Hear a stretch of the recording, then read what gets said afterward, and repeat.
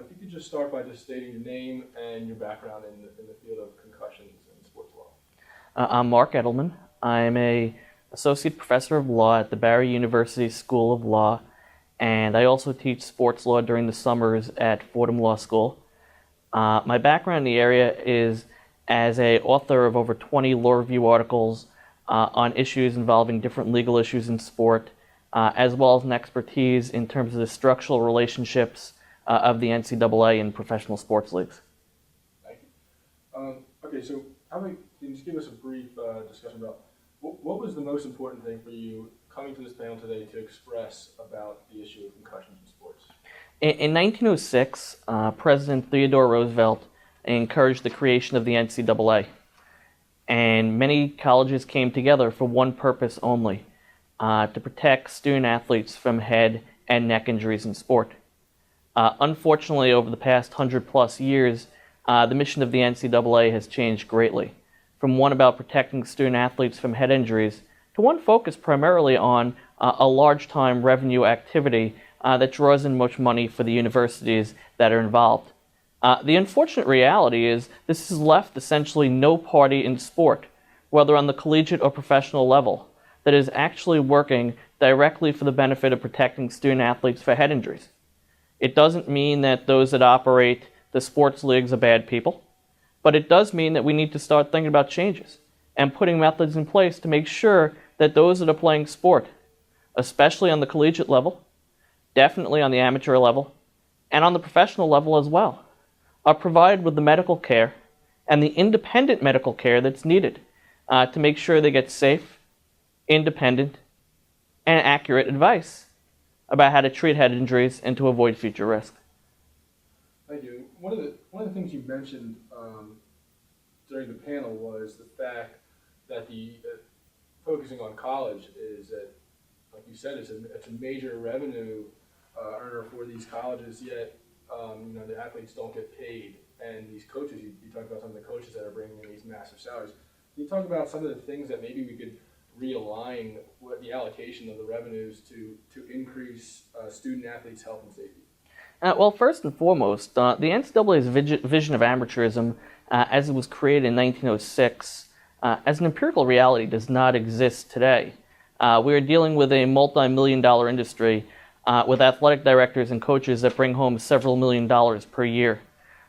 So to continue to allow the NCAA to purport to play the role of providing student athletes safety, that is long past, and it no longer makes sense to allow them to play that role given their revenue function. Without getting into the issue of whether student athletes should be paid or should be allowed to make money on the side, a topic certainly ripe for a different day, at an absolute minimum, the student athletes need some outside independent body to help assess risks on the field and to keep them safe.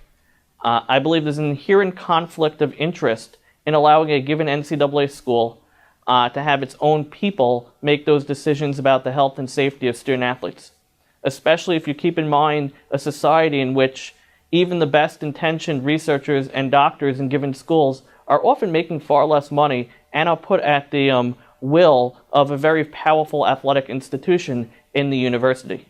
The importance of outside, independent, third party will really ensure that decisions are being made not based upon pressure for monetary value, but actually for the good and safety of those who are performing the sport.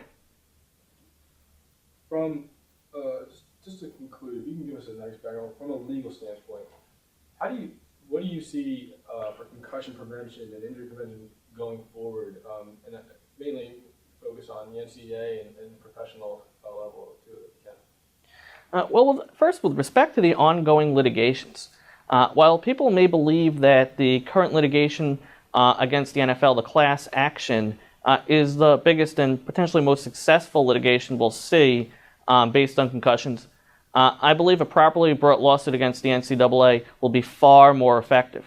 The reality is the NCAA, by initially assuming the role of protecting student athletes against head injury and continuing to publicly purport that they are the guardian of the safety of student athletes rather than allowing any union or third party to do so, elevates their duty, a duty that clearly has not been met. This could change in a few ways. One could be a successful litigation, which would really hurt the bottom line economically of the NCAA. would force gross changes to prevent similar liability from following, involving an independent third party coming in. Another possibility is that the NCAA, fearing such a litigation and knowing it's on the horizon, will begin to make some changes on its own before they get compelled to do so or face monetary loss. But finally, and what I think is perhaps most interestingly, is that Congress perhaps could get involved. In fact, in the year 2000, Congress passed the Muhammad Ali Act. We've known that there have been risks of head injury and concussion in boxing dating as far back as 1920. It's gotten a lot more attention in boxing than it has in football. And while it took about 80 years from the 1920 recognition to Congress passing the Muhammad Ali Act in the year 2000, the Muhammad Ali Act entirely separates the function of managers and promoters. It requires that there be outside independent doctors in the boxing ring at all time, and it takes away the control and ultimate decision making about the health and safety of the return to the ring from those that are hosting the event and profit from the event continuing to go on. It doesn't seem to be that much of a stretch to take the principles that were applied in the Muhammad Ali Act and extend some of those general principles into profit-making sport. And when I say profit-making sport, I mean both professional, such as the NFL, and profit-making, revenue-deriving sports like the NCAA. And to actually have Congress require that separation between those who are running the games and the financial incentive of those who are running the games and those who are making the decisions about safety, which really should be people operating and having their financial interests tied to the well-being of student athletes, not that of a particular athletic program.